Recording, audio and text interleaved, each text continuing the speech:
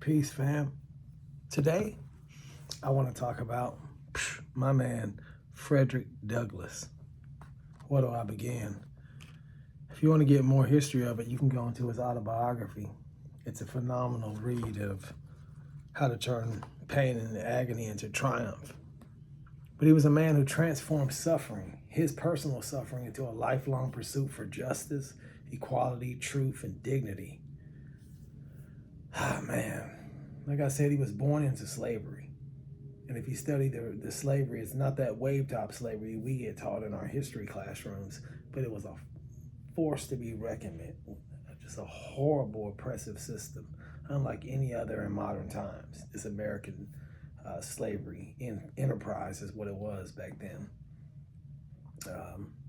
But he learned early that ignorance for the slave or the enslaved people, that wasn't accidental. It was a tool for the oppressed. It was a tool for the oppressor.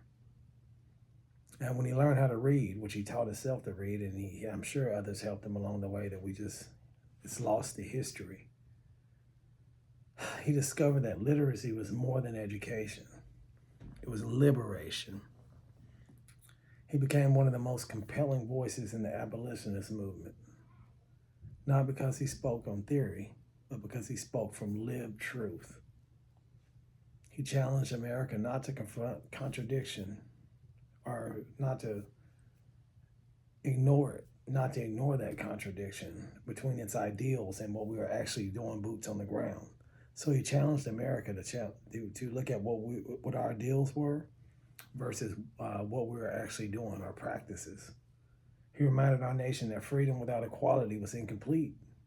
His speeches and all his writings, they forced people who were enslaved individuals not to be seen as property, but as human beings created with intellect, consciousness, and worth. Frederick Douglass mattered because he showed that the mind, once awakened, cannot ever be re-enslaved. His life stands as a testament to the power of knowledge, courage, and moral clarity in the face of injustice. My man, Frederick Douglass. If you want to learn more, read his autobiography. And I want you to remember that Black history is American history.